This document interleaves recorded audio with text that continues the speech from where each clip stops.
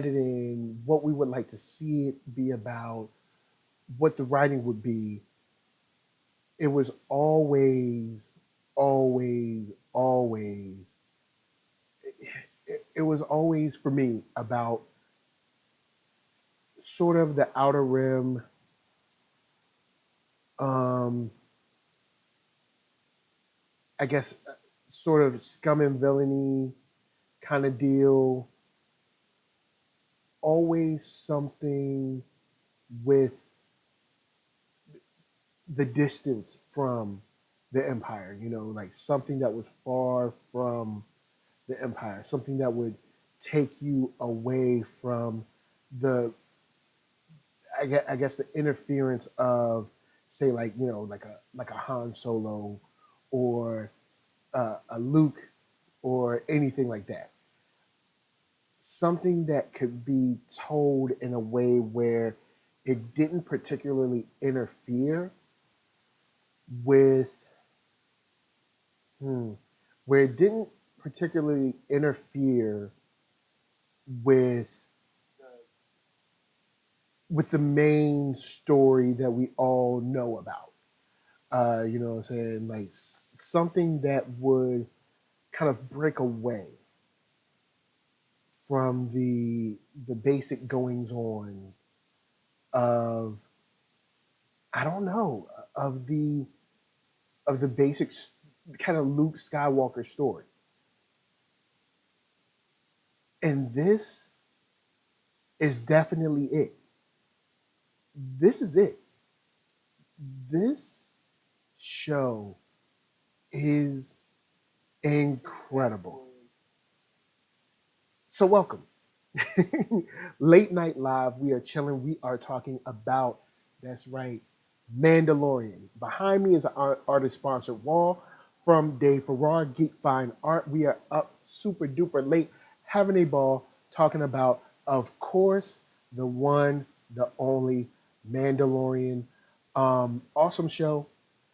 Glad we are able to talk about it. So let's go in and cue up that late ill kid at OneYoungsta holding it down, bringing that street geek and nerd soul. What is up, my people? Today, all year coming with another wonderful episode of Late Night Live, and we're going into on screen with a review of the brand new Star Wars Disney Plus original show, The Mandalorian. So we got into the long and short of it. We got into the whole, like, how I felt, what I've been, what I've been looking for all this time, all these years, whatever. And I'm digging it. I'm digging it a lot. I am loving this show so much. It's honestly not even funny right now. Like, straight up, this show is all that I thought it was going to be and more. And if this first episode is an indication of where we're going, bruh. Okay. I guess usually if y'all new, checking me out and all that stuff, that's dope. If you've been with me, thanks. Going to hit that thumbs up. If you hit that thumbs down, I'm going to send the Mandalorian after you. And you know how that goes. I want to start off with just the world building in general. This show is doing a huge, I mean, just a huge job, in a good job at handling the world that we know, the galaxy that we know of Star Wars, referencing like the calamari, uh, hearing terms like Mando instead of just Mandalorian, seeing the older uh, Imperial Guard, hearing them talk about things being pre-Empire, just letting you know the second you get in here that there is history behind this series, and letting you know that it's definitely a place that is lived in. This is way, way, way past, the prequels. Um, and we know that the empire has fallen. And the way we're looking on the outer rim is something that's You know, it's dirty, it's dusty, it's you know, it's not the best place. You know, this is we're not on Coruscant. And I love the fact that not only are we getting so much world building as just people seeming like, because in here you see kind of like the scum and villainy, but then you also see other people that look like they're just living their day to day lives. Like, this is just, yo, I live here. You know what I'm saying? Yeah, shady stuff goes down, but you know, I'm just a regular, I'm a mechanic, or I'm the bank teller, or I'm the school teacher, or I just live here. And I love the way they handle that so extremely well with this show. Um, it is just, dang, it is amazing to see how well they handled just the galaxy in itself. The look of the ships, the look of the terrain, the look of the people passing by, and just the way they speak to each other and the references. Now, that aside, they spent some money on this show.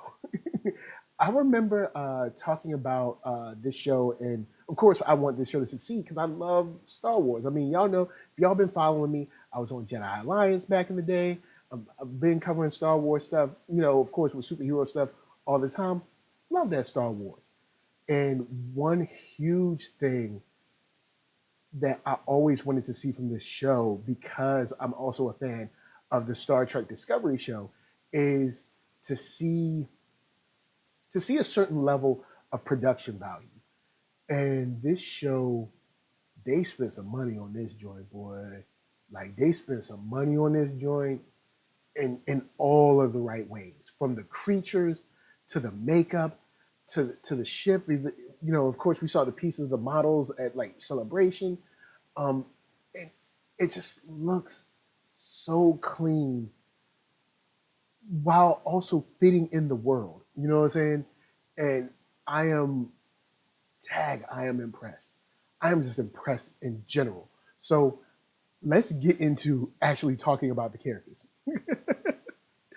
Oh man. So straight off top, before we even get going, we got and big shout out to the people that's in the chat right now, checking us out. Good to see you in the place. I don't know who you are because you ain't chatted nothing yet, but big shout out to you. Nice to see you. All that good stuff. Much props, much love to you. Uh, the the way they position the Mandalorian in the beginning scene of this, and I mean a good bit of this we saw in the trailer, but to see it in its full context is something that really shines to me. Uh, Seeing the head movements, the body posture, because he's not really speaking a lot, and a perfect part of him not speaking, and this is a super Western vibe on this, but when he's flying with the new bounty, the bounty from the beginning, and he's flying, and the dude is just yapping, because of course he's trying to talk himself out of going to jail or going back to whoever. He ain't trying to get froze up. You know what I'm saying? And dude is not speaking. He is not responding. And to have this is almost like Samurai Jack levels of handling a character that does not speak much. Um, but when he moves, it's felt. His slight tilt to the head or his body posture shifting, it is just so well done. And to see him even further in the episode where he's trying to ride the I can't remember the name of the creature. It looks like a turd with legs, but um, seeing him fail the first couple of times and just seeing how his body, how he kind of slumps and stuff like that, and and the way he moves around the creature when it's coming towards him, you see, so you learn so much about him without him actually speaking or seeing his face. And honestly, I hope that we never see his face. It's Dag is handled so well the way they do the Mandalorian. And even with the flashbacks that we get him being a foundling, I love how they kind of incorporated it where they didn't lean too hard on the I was an orphan thing, but they give you just enough to know where his mentality is. So when we get to the end of the episode, you're like, I understand. I get it. I see where you at, and it makes sense, and I feel you. You know what I'm saying? I dag Pedro Pascal kills it, man. A lot of acting when it just comes to being the character instead of saying words. I am impressed. I am extremely impressed. Um, wow. I did not like the trailer. I was hoping, but this has surpassed my expectations. I've watched this episode like 3, 4 times now, and I'm just blown away. Um, it is very Star Warsian, but while also giving you a whole nother look at the galaxy. You know what I'm saying? And this is something that everybody's been waiting for, because I think that Star Wars can exist in the main trilogy, something like Clone Wars or Rebels, and then also something like Mandalorian, and then we all see how this galaxy has reacted to the push and pull from the light and the dark. And I dig it. Nick Nolte kills in this joint. I'm like, what? Nick Nolte? Also, Carl Weathers, man, big shout out to my boy C Dub. I love this. I love this portrayal from him. Kind of like when he throws out the money, he's like, "Look, Imperial credits spend just like any other money be," and like, dude, go to take the money back. And he said, "Oh, stop the theatrics, all right? Look, I got some calamari flan or whatever for you. Just hey, ease up." And him talking about the guild and us getting to learn more about the guild, and they don't want to pay guild rates, and then we hear more about the guild later with IG-11. Um, man, impressed. Also, I think we see Bosk, but they didn't outright say it was Bosk, so it might just be someone from his species. So I'm not sure. But boy, oh boy, am I impressed. So the way the episode plays out, even with the direction, the way the scenes move, this is a very tight episode. There aren't any scenes in this episode that seem fillery or like they like extra fat on the episode. This is a very lean episode. Um, from the training of him riding the turd with legs, or from the opening scene with him getting his first bounty, or I guess his fourth bounty of that day or trip or whatever, and then even up to seeing him at IG-11 back to back, which was crazy fresh, bruh. What, him at IG-11? Yo, that was, man, that was a hot scene. Like, I ain't gonna front on you. I ain't gonna tell you no lies. That was a hot scene. Like, straight up. I just did not expect that scene to go down the way it did. And when they kicked down the door together and both of them were bruh, like this, they do a good job of giving you some straight up like Star Wars goodness, fan service hotness, while also building the world. We don't know exactly where we are, but we know we're in a place that's, the Empire has fallen, but it ain't all gone. I mean, if you've read the Aftermath books, which it was tough for me to get through them, boy. I think I got through one, but anyway, if you read, you know that the Empire doesn't just like, oh well, we lost, we're going home. It doesn't go like that. So we know that there's some pieces of the Empire still sticking on, and we'll see how that plays out. We see Big Brother Almighty in the trailer. You know what I'm saying? So we know the Empire ain't going down without a fight, especially when they still hold power. I'm pretty sure in certain pockets of the galaxy, and I'm sure in the core worlds they probably ain't got no foot no more because the rebellion's like, yo, we won, bruh.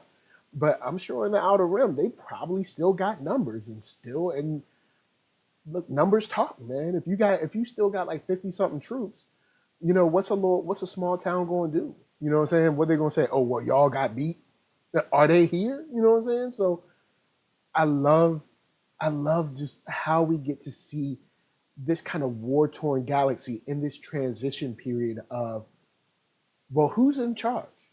You know, who's in charge here? Who's in power? Like, and seeing that bounties are just kind of the law of the land right now is something that is really, really cool. And man, am I so impressed. So another thing I want to get into is we got tons of gunplay, and we talk about Beskar in this, and kind of it going back to where it belongs, and kind of like returning to the natural order. Um, I'm interested to see what he considers the natural order. Um, he meaning the dude that gave him the bounty. What he considers the natural order between himself and a Mandalorian or the Mandalorian people. Because it's very when someone says natural order, what do you mean? What do you mean, you people? You know what I'm saying? So I am quite interested to see what he sees as the natural order and how he would go about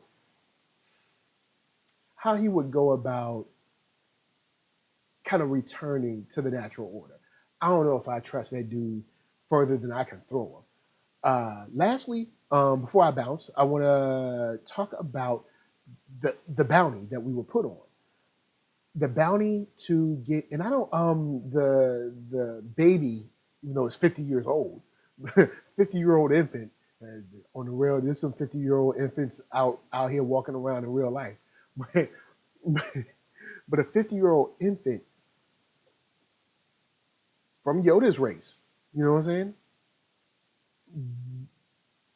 What were their plans? Because we see that was it Riz Ahmed's character or whatever was on some like you said it was going to be alive. You know what I'm saying? And the other dude is like, I don't care whether he's alive or not. I just want either we have him to control or her to control, or we want him dead or her dead. And we see the orders that the IG-11 droid had was to terminate.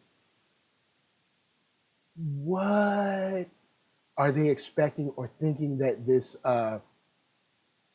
this child will do or bring or be able to surpass? I don't know.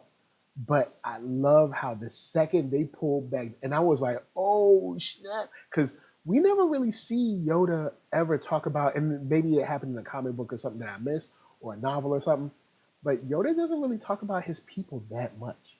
You know what I'm saying? I don't think I ever remember him really going into depth about his people. And also, real quick, I want to give a shout out to Marcus Williams, who drew some art based on a young Yoda. And I would love to see, I mean, I doubt it, but I would love to see something like his young Yoda turn out to be what this infant turns out to be. It's just awesome. This show is killer. I love the fact that he saw the baby and immediately made the connection of like, yo, this is a foundling, and what do I do? You know what I'm saying? I can't kill him because I was in this place. I didn't have a mom or a dad. They had to save me and run off and protect me. So I'm pretty sure he's thinking his parents had to do the same or her parents got to do the same thing. So I am intrigued, highly intrigued to see where this is going to go. Um, Yo, Dave Filoni, Carl Weathers, Pedro Pascal, all y'all, Nick Nolte, yo, all y'all, yo, Star Wars, y'all got a hit on y'all hands, yo, for real. Like y'all keep this going and don't screw it up. Yo, y'all be good, son. Like for real, I ain't even gonna lie. Like y'all will be good. Like just don't blow it, son. Like just don't blow it, and yo, I'm here for it.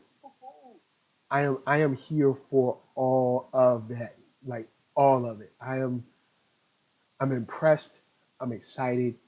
This show gave me a little bit of drama, way way more world building than I thought I would get. Um, an intense level of action, um, and just some really good mystery, like some mystery that I did not expect to get. Um, and also some insight into a character that, even though he doesn't speak much, what we do get from him is just enough to hold on to until we learn more. I love seeing the gadgets when he pulled out the fire, the grappling hook. It, I am ready. I am ready for this, and I want to see where this series goes. If we ever hear any more of where the timeline is, I'm not sure exactly where we are in the timeline. If you know, hit me up in the chat or put it in the comments below, because I don't know exactly where this is. I just know it's after, of course, after 6, because the Empire has fallen. So I don't know how close or far, when it comes to BBY or ABY. You know what I'm saying, when we're talking about this. So am I hyped? Yes. Is the show worth it? Yes. Can I wait until the next episode? I don't have no choice. But this has done nothing but made me more excited for episode 9. With J.J. Abrams saying that episode 8 forced him, to make a more risky movie, and they can't play it safe. And I'm paraphrasing, but the paraphrasing is that he can't play episode 9 safe due to the things that happened in episode 8, which is one of the reasons I really like episode 8, because episode 8 forces 9 to make some very serious choices, and make some very different, I guess, threads, I guess, revolving and concerning, Ray, Finn, Poe. Like, you can't kind of do the episode 7 thing, even though I understand 7 perfectly. 7 is like, look, we got to bring Star Wars back. It's been years. Bring it back. Just make a crowd pleaser. But episode 8 kind of forced you into a corner, kind of like the end of Far From Home, where it's like that ending forced whoever's making the next movie. They're kind of forced into a corner. It's like, you got to deal with this statement at the end of the movie. So this makes me nothing more, but this only makes me more excited for Clone Wars that's coming next year. Only more excited for episode 9 that's coming. Disney Plus, man, y'all killing it right now, man. Y'all got me on my Star Wars. Woo! Y'all got me hyped. So, guys, holla at me. I'm holla at you. Down in them comments, let's talk The Mandalorian. For our balance, hit up ThatNERDSoul.com. Music, podcast, t-shirts that you can check at shop.thatnerdsoul.com. Tons of good goodies, dope stuff for you to check out.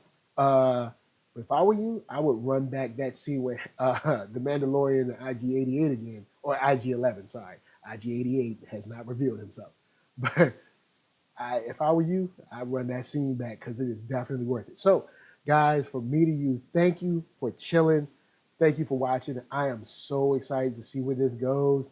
I don't know what else to do with myself. So, with that said, guys, from me to you, thank you for chilling. And, of course, peace. I said peace. Come on. I said peace. Peace. Peace. Peace. Peace. Come on. I said peace. To the right. Come on. I said peace. To the left. Come on. I said peace. Over to the front. I said a piece. Coming to the back. Come on. I said what? Come on. I said ha. Come on. I said what? I keep it going now.